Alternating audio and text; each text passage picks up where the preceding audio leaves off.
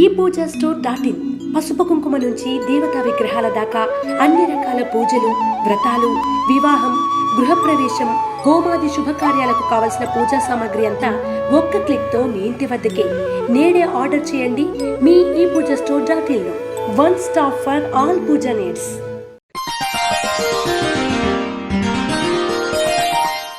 కర్కాటక రాశి వారికి మార్చి 29వ తేదీ నుండి అష్టమ శని ముగుస్తుంది.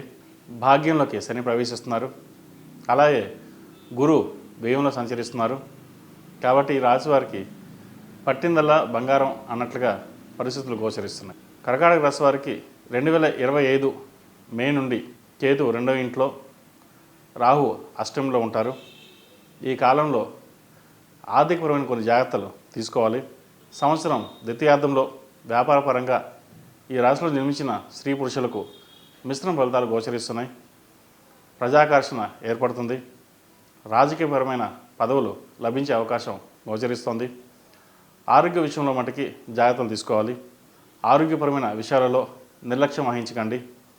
సెల్ఫ్ డ్రైవింగ్, స్విమ్మింగ్ విషయంలో తగు జాగ్రత్తలు తీసుకోవాలి.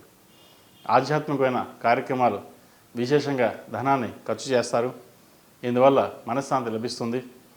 వివాహ ప్రయత్నం చేస్తున్న వారికి మంచి సంబంధం కుదురుతుంది. సంతానం కోసం ప్రయత్నిస్తున్న వారు కూడా ఈ సంవత్సరం సంతాన ప్రాప్తి కలుగుతుంది. అలాగే సంతాన అభివృద్ధి కూడా బాగుంటుంది.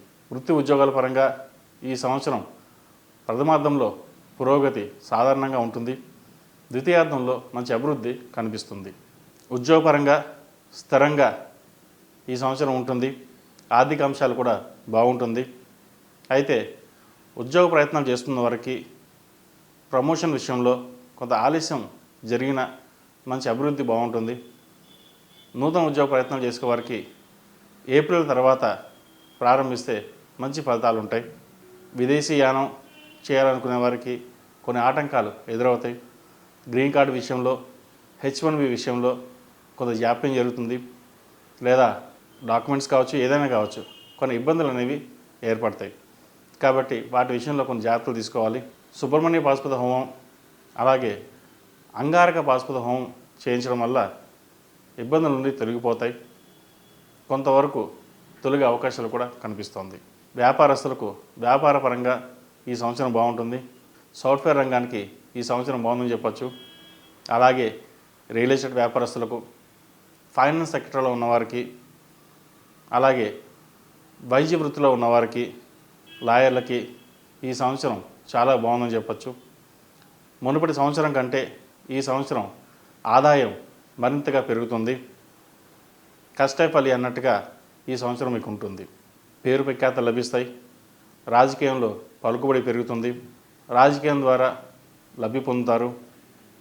అయితే ధనాన్ని ఖర్చు పెట్టేటప్పుడు కొన్ని జాగ్రత్తలు తీసుకోవడం చెప్పదగినది. అది తప్ప అన్ని విషయాలను ఈ సంవత్సరం బాగుందని చెప్పవచ్చు. మీకున్న తెలివితేటలు కావచ్చు, సమయస్ఫూర్తి కావచ్చు, అనుకున్న పనిని సకాలంలో పూర్తి చేస్తారు. ఎవరు ఎన్ని చెప్పినా, ఎన్ని ఆటంకాలు ఎదురైనా తట్టుకుని నిలబడే శక్తి మీకు ఆ భగవంతుడు ఇస్తాడు కూడా. ఏది ఏమైనప్పటికీ, ఎన్ని రకాలుగా ఉన్నా దైవారాధన మటుకి మర్చిపోకండి. కుదిరితే రోజు రాహు స్తోత్రాన్ని పఠించండి. నవగ్రహాల్లో రాహు స్తోత్రం పఠించడం వల్ల కొన్ని సమస్యల నుండి బయటపడగలుగుతారు. అలాగే ఆరోగ్యపరంగా చిన్న చిన్న ఇబ్బందులు ఏమైనా ఉన్నా తొలగిపోతాయి. వివాహ బంధవ్యం మెరుగుపడుతుంది. వివాహ బంధంలో ఏదైనా సమస్యలు ఉంటే అవి తొలగిపోతాయి. జీవిత భాగస్వామి అండదండలు మెరుగ్గా లభిస్తాయి. సంతానాభివృద్ధి బాగుంటుంది. వాటి కోసం ఎక్కువ ఖర్చు చేయాల్సిన పరిస్థితి కూడా గోచరిస్తోంది. అయితే మంచి అభివృద్ధి కాబట్టి ఖర్చు విషయంలో వెనకాడకుండా ముందుకు సాగండి. కుటుంబంలో తల్లిదండ్రుల ఆరోగ్య పరిస్థితి కొన్ని జాగ్రత్తలు తీసుకోవాలి. ఎందుకంటే వాటి విషయంలో కొన్ని ఇబ్బందులు ఎదురయ్యే అవకాశం గోచరిస్తోంది. కాబట్టి ముందుగా ఏమైనా ఆరోగ్య సమస్యలు ఉంటే చూసుకుని ముందుకెళ్ళడం చెప్పదగిన విషయం. సినిమా, కళారంగాల వారికి ఈ సంవత్సరం బాగుంటుంది. ఆదాయం బాగుంటుంది. పేరు ప్రఖ్యాతలు లభిస్తాయి. వచ్చిన ధనాన్ని సక్రమంగా నిర్వర్తించండి. భూములు కొనడం కానీ, ఫ్లాట్స్ కానీ, ఇల్లు కానీ, బంగారంలో ఇన్వెస్ట్మెంట్ చేయండి. అవి భవిష్యత్తులో మీకు మెరుగుపడే విధంగా ఉంటాయి. ఎందుకంటే షేర్ మార్కెట్లో పెట్టి లేదా అప్పిచ్చే కంటే ధనాన్ని స్థిరంగా వృద్ధి చేయడం అనేది చెప్పదగిన విషయం. ఎందుకంటే మీరు చేయాలనుకుంటారు, ఒక్కోసారి చేయలేకపోతారు. కాబట్టి ఇటువంటి విషయాల్లో తొందరపాటు నిర్ణయాలు కాకుండా ముందుకు వెళ్ళడం చెప్పదగినది. జీవిత భాగస్వామి సలహాలు సూచనలు ఎంతో తీసుకోవడం మేలు. ఎందుకంటే ఒక్కొక్కసారి మీ అంచనాలు తప్పు అవుతుంటాయి. కాబట్టి ఆ అంచనాలు తప్పు కాకుండా ఒకసారి పరిశీలించుకొని ఏదైనా సరే ఇంట్లో వాళ్ళతో కానీ భాగస్వామితో కానీ డిస్కస్ చేసుకుని ముందుకు వెళ్ళడం చెప్పదగినది. వ్యాపారంలో అయినా సరే భాగస్వామితో డిస్కషన్ చేసుకుని వెళ్ళడం చెప్పదగినది. విద్యార్థులకు అన్ని విధాలుగా అనుకూలమైన ఫలితాలు ఉంటాయి. విజయప్రాప్తి సంప్రాప్తిస్తుంది. పోటీ పరీక్షల్లో అనుకూలమైన ఫలితాలు సాధించగలుగుతారు. విదేశీకి సంబంధించిన విషయాలు అనుకూలిస్తాయి. గ్రీన్ కార్డ్ H1B కోసం ప్రయత్నిస్తున్న వారికి ఈ సంవత్సరం వచ్చే అవకాశం గోచరిస్తుంది.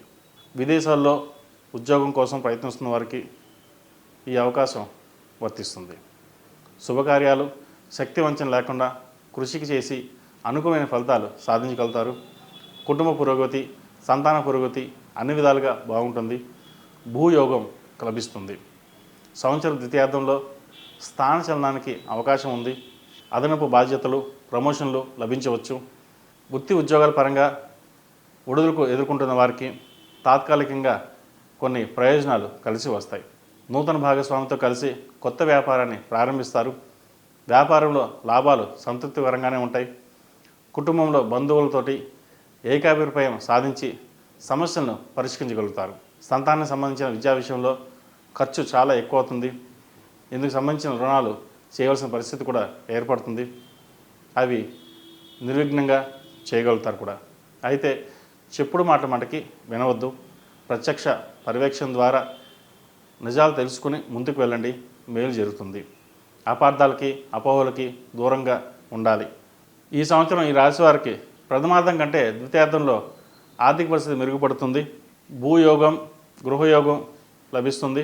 అలాగే మీకు రావాల్సిన స్థిరాస్తులు కావచ్చు, లిటికేషన్లో ఉన్న భూములు కావచ్చు, కోర్టు వ్యవహారాలకు సంబంధించిన వ్యవహారాలు కావచ్చు, ఈ సంవత్సరం మీకు అనుకూలంగా లభిస్తుంది.